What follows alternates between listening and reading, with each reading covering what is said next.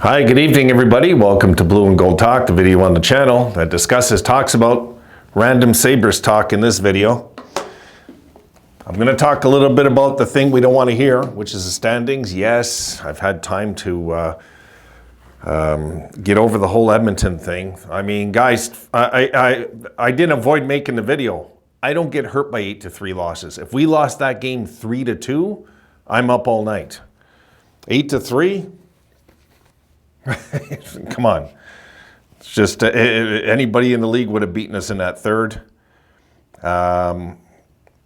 UPL showed he was human again. Everything went wrong in that period, guys. It's fine. It's, we're 7 points out. We're just not 3 or 5 anymore. We're 7 again. We're 7. No more games in hand, though. Want to talk about that. Now, I might as well clip this out and show it to you. Here we go. Tampa, as far as I'm concerned, is in now. And it's because of the 5-game winning streak. I'll clip the whole thing where you see on the side, the streak at the end. They're on a 5-game winning streak. I didn't think they would do that. They've earned their way in. They can hit a slump now and still get in. They're 13 games over. They're healthy. To get to the Sabres, the best they can get to right now, if you look, is 11 games over 500. So Tampa can literally play 500 the rest of the year, and there's no way we can catch them. So Tampa's in as far as I'm concerned. Detroit, I think we're going to catch. I don't know if we're going to make the playoffs, guys, but I think we're going to catch Detroit. I really do. I think Detroit's going to go on a 5-game losing streak. Call me crazy. I think Detroit is going to collapse again. And I think the Capitals are going to be the team that we're going to have to chase to get in, but we have them 2 more times. Let's not forget that. We're 6 points behind. Yes, they hold those games in hand. Valuable games in hand, as we know. But at the same time, folks, we just can't give up. Then you got the Islanders at 75. I think we'll catch them. New Jersey could be also the team that nobody's expecting to get in, and they jump on a winning streak all of a sudden. They could. They're a young team. I'm not writing them off. Pittsburgh as an older team, guys, I just don't know. I don't know. There's a lot of character in their dressing room. There is, but I just don't know if the legs are there anymore for the Penguins at this point in their careers. A lot of these guys are 35 and older over there. They're key players. I don't know. And if you look at the Sabres, 500, anything can happen. We have to have a hot finish, of course, but that, I know, is a stretch. So it's a stretch down the rest of the way, guys. I know it's a stretch, but we have to get on a streak. And I'll tell you what, if we don't get in, I want to make sure we wreck somebody's season. I'm gonna just say it. I hope we wreck Detroit's season. I do. Their fans have assumed they're in.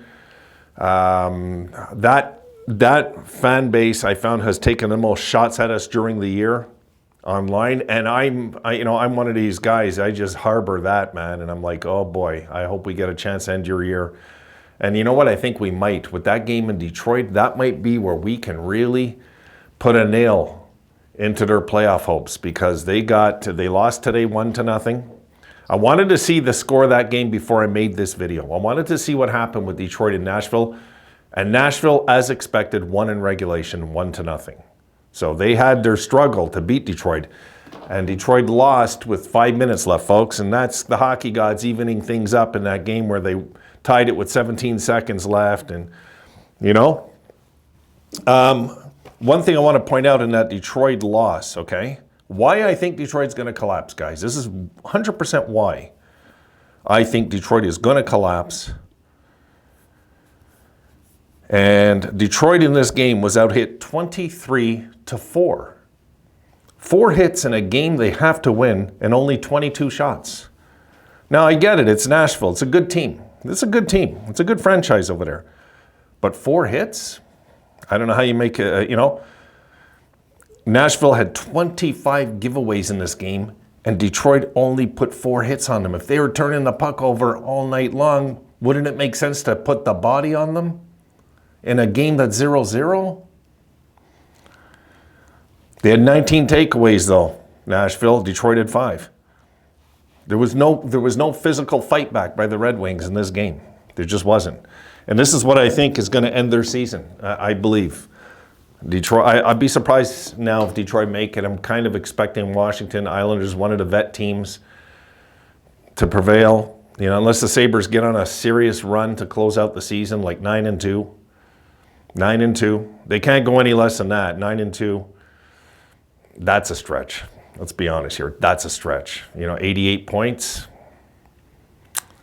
I don't know, guys. Will 88 points get it? I don't think so, Let's check. The Sabres, I think I'm wrong saying 88, right?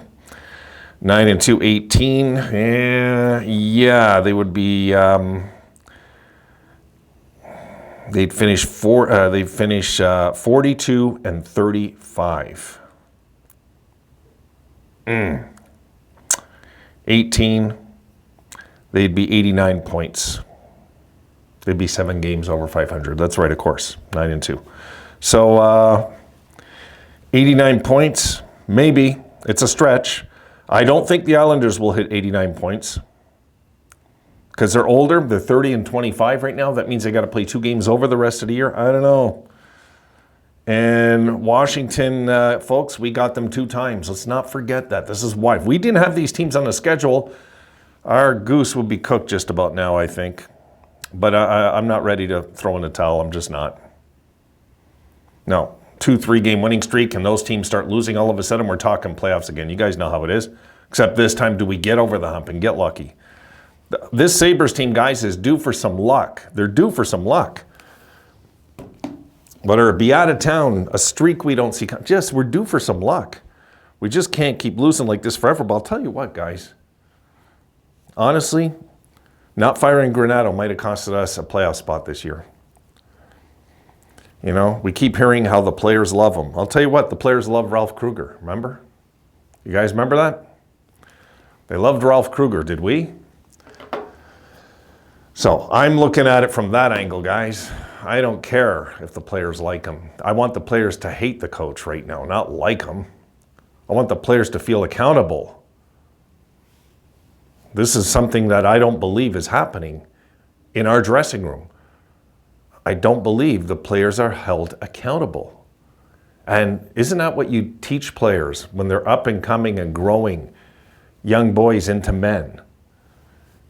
That they are accountable on and off the ice. They can't be idiots off the ice, go out and get drunk every night.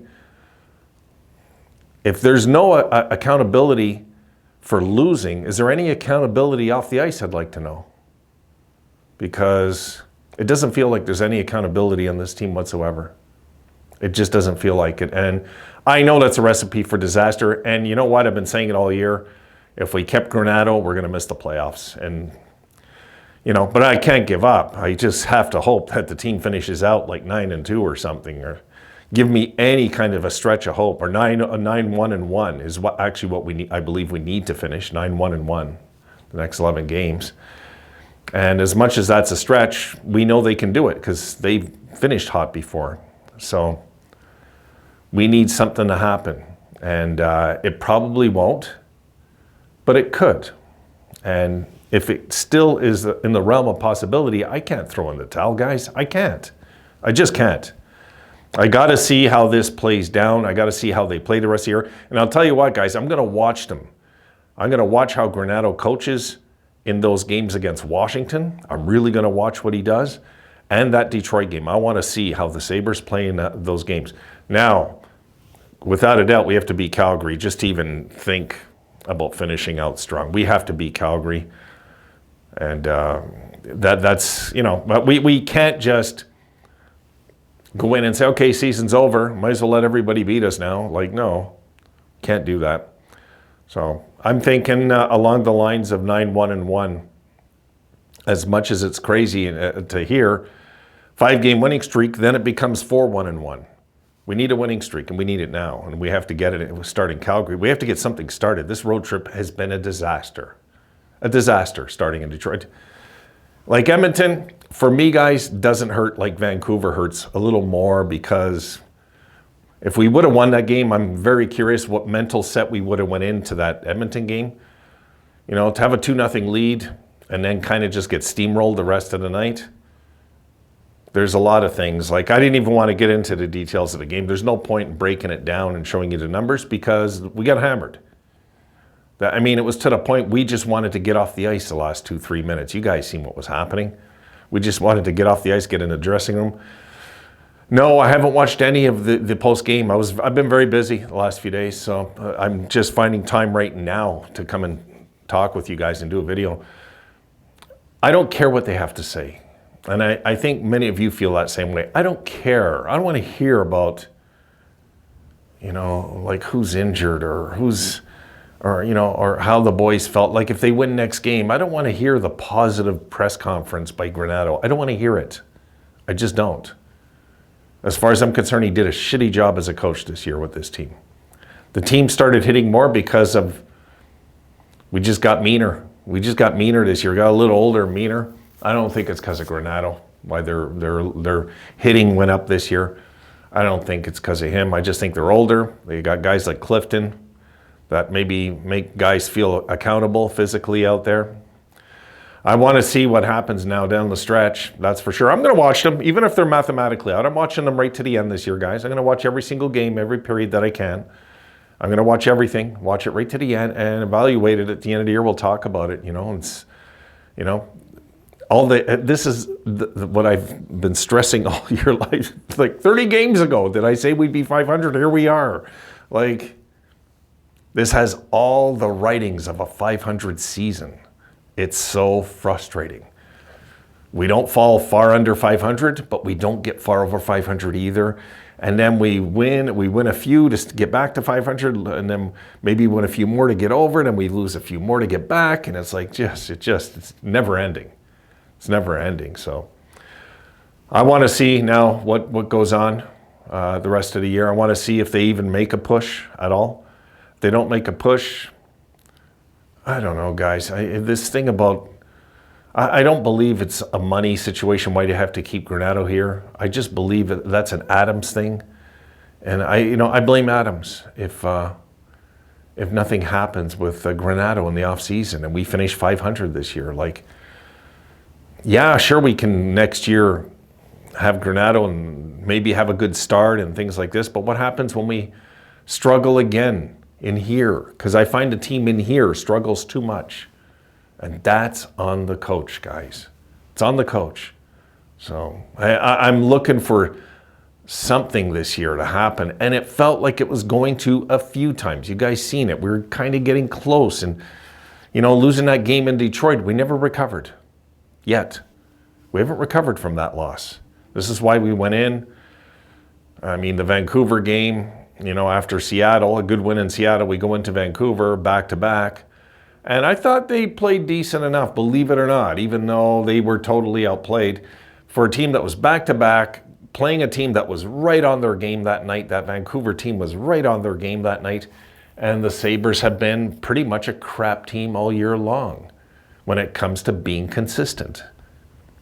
And then you got Edmonton, who are killing everybody, and they did it to us, really, in that third period. They showed us this is where we're headed. Maybe that's where you're headed right now. I don't know if you agree with me, but I really believe if we would have changed coaches this year, we might be having a different topic right now about hoping to go 9-1-1 to close the season, or 9-2 to have a chance.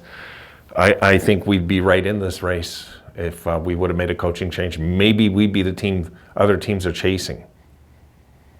We need to get a coach that holds these players accountable. I guess that's my theme of tonight, because I don't feel like it happens here. I don't.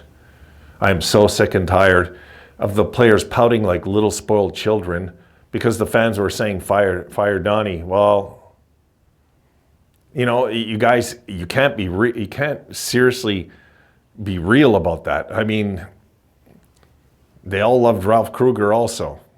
And we seen what happened with that experiment. This experiment's starting to sour, guys. We need to make changes, okay?